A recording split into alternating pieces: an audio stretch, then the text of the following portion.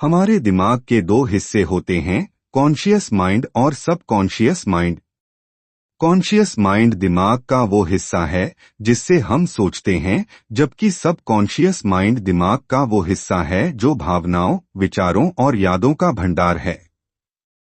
Subconscious mind के पास बहुत कुछ कर सकने की काबिलियत है, लेकिन हम में से बहुत से लोगों को इसके बारे में नहीं पता है। सबकॉन्शियस माइंड की मदद से हम अपने आप को रोगों से दूर रख सकते हैं। इसकी मदद से हम अपने सपनों को सच करके एक खुशहाल जिंदगी जी सकते हैं। यह किताब हमें बताती है कि हम अपने सबकॉन्शियस माइंड के किस तरह से इस्तेमाल कर सकते हैं और कैसे अपने अंदर छुपी हुई ताकत को बाहर लाकर अपनी जिंदगी को बेहतर कर सकते हैं। Vertical bar. हम जो भी सोचते हैं, हमारा सबकॉन्शियस माइंड वही मान लेता है। अगर किसी काम को करने से पहले हम ये सोचें कि हम वो काम कर लेंगे, तो हम उस काम को जरूर कर लेंगे। इसका उल्टा सोचने पर उल्टा ही होगा। इतिहास में बहुत से ऐसे लोग हुए जिन्होंने सबकॉन्शियस माइंड पर जीत हासिल कर बड़े बड़े काम किए हैं। इनमें से एक नाम है स्कॉटलैंड के surgeon doctor James S Daly. Operation से पहले वे अपने मरीजों को यह यकीन दिलाते थे कि वे उन्हें जरूर ठीक कर देंगे। उनके मरीज इस बात को मान लेते थे, जिससे उनके सबकॉन्शियस माइंड पर असर पड़ता था और यही असर उनके शरीर पर भी देखने को मिलता था। सबकॉन्शियस माइंड की ताकत को समझने के लिए हम हिप्नोटिज्म का एग्जाम्पल ले सकते हैं। आपने देखा होगा कि कुछ जादूगर लोगों को हिप्नोटाइज करके उनसे कोई भी काम करवाते हैं। वे ऐसा इसलिए कर पाते हैं क्योंकि वे उनके कॉन्शियस माइंड को यकीन दिलाते हैं कि अब वे उनके वश में हैं। इसके बाद उनका सबकॉन्शियस माइंड इस बात को मान लेता है और वे वही काम करते हैं जो उनसे कहा जाता है। आप खुद अपने सबकॉन्शियस माइंड का इस्तेमाल कर इससे कुछ भी करवा सकते हैं। आप जो भी काम करना चाहते हैं, सबसे पहले अपने आप को यकीन दिलाइए कि आप वो काम कर सकते हैं। इसके बाद बचा हुआ काम आपका सबकॉन्शियस माइंड कर देगा। एक बार एक राजा थे। उनके पास एक जादुई तलवार थी। उस तलवार को लेकर वे जब भी किसी से युद्ध करने जाते तो जीत कर ही वापस आते थे। एक दिन उनकी वो तलवार खो गई और वे निराश हो गए। उन्हें लगा कि अब वे कोई भी युद्ध नहीं जीत पाएंगे और अपनी प्रजा की हिफाजत नहीं कर पाएंगे। उन्होंने अपने मंत्रियों को बुलाया और कहा कि जो भी उस तलवार को ढूंढ कर लाएगा उसे इनाम दिया जाएगा। 2 दिन के बाद उनके एक मंत्री ने वो तलवार उन्हें ढूंढ कर दे दी। अब राजा फिर से सभी युद्ध जीतने लगा। 5 साल बाद राजा के एक मंत्री ने उन्हें बताया कि वो तलवार नकली है। असली तलवार तो तहखाने में मिली। अगर वो तलवार नकली थी तो राजा नकली तलवार से सभी युद्ध कैसे जीत पाए?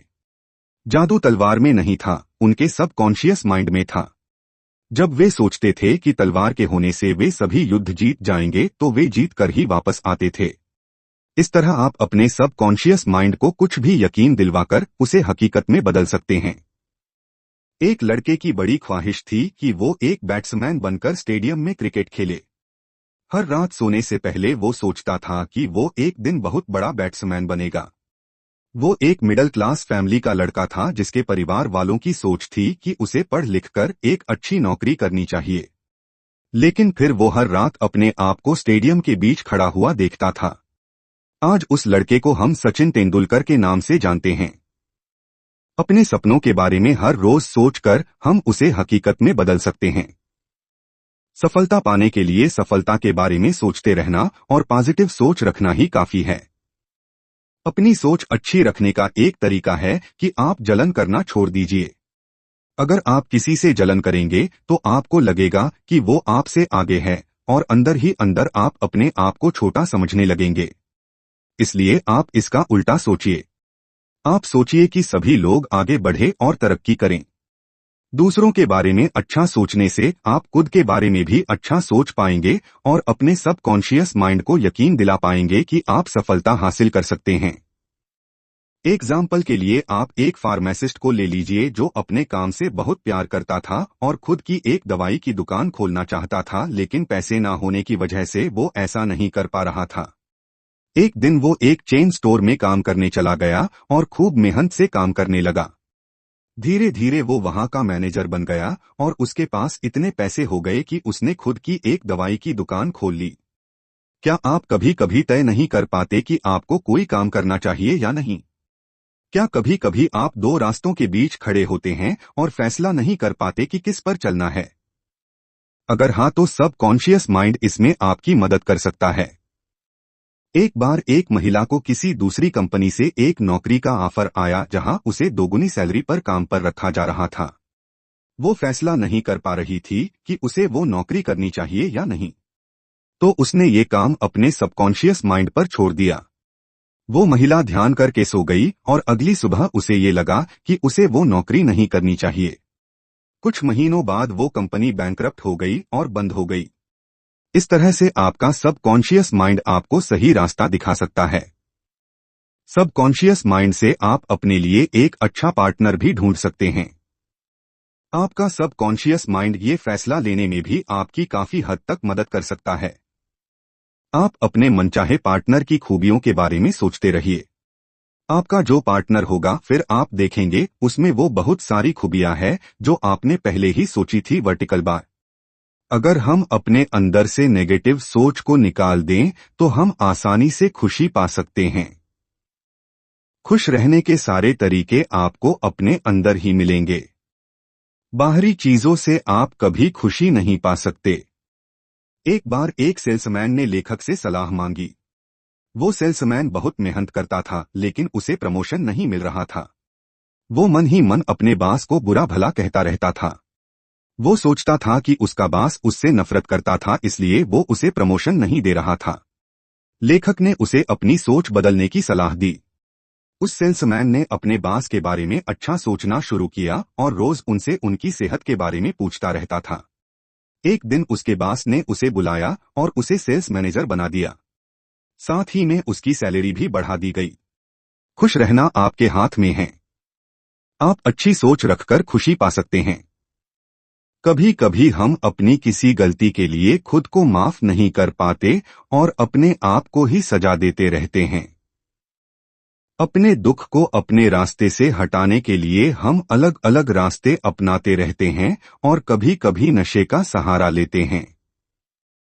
ये आदतें दुख और बीमारियों को न्योता देती हैं। इनसे छुटकारा पाने के लिए सबसे पहले आपको अपने आप को माफ करना होगा। आप अपने अंदर से गलत भावनाओं को और नेगेटिव सोच को बाहर निकालिए। धीरे धीरे आप देखेंगे कि आप अपने दुख से आजादी पा रहे हैं और एक अच्छी जिंदगी की तरफ बढ़ रहे हैं। आपने जिंदगी में जो कुछ भी चाहा है वो आपको डर के उस पार मिल जाएगा। डर सिर्फ एक भ्रम है जो आपको सच्चाई नहीं देखने देती। एक बार एक आदमी की सीए की परीक्षा थी। परीक्षा के 25 दिन पहले वो बहुत डरने लगा कि अगर वो फेल हो गया तो क्या होगा। उसे डर लगने लगा कि अगर वो फेल हो गया तो लोग उसके बारे में क्या सोचेंगे। इसी डर की वजह से उसने फैसला किया कि वो परीक्षा नहीं देगा। इस पर उसके पिता ने उसे बहुत समझाया। उन्होंने कहा कि अगर वो परीक्षा दे देगा तो कम से कम वो कोशिश तो करेगा।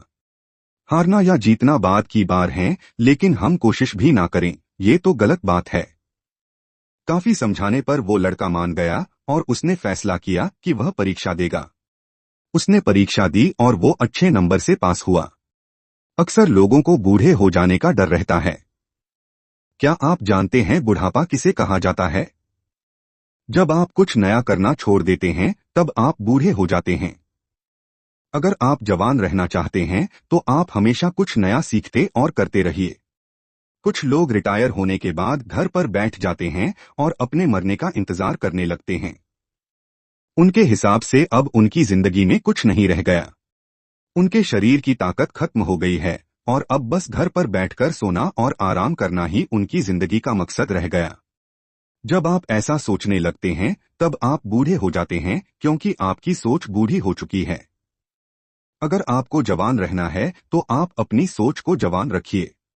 रिटायर होने के बाद आप दुनिया घूम सकते हैं और अपने बचे हुए शौक पूरे कर सकते हैं। आप किसी भी उम्र में अपनी जिंदगी खुशी से जी सकते हैं। सबकॉन्शियस माइंड हमेशा काम करता रहता है और इसकी शक्ति का इस्तेमाल करके आप अपने जिंदगी के फैसलों को आसानी से ले सकते हैं। इसकी मदद से आप अपने डर पर काबू पा सकते हैं, रोगों से लड़ सकते हैं और अपने सपनों को हकीकत में बदल सकते हैं। डर पर काबू पाने के लिए आप ये तरीका आजमाइए। आपको जिस भी काम से डर लगता है, आप रोज सोचिए कि आप उस काम को कर रहे हैं और लोग आपको इसके लिए शाबाशी दे रहे हैं।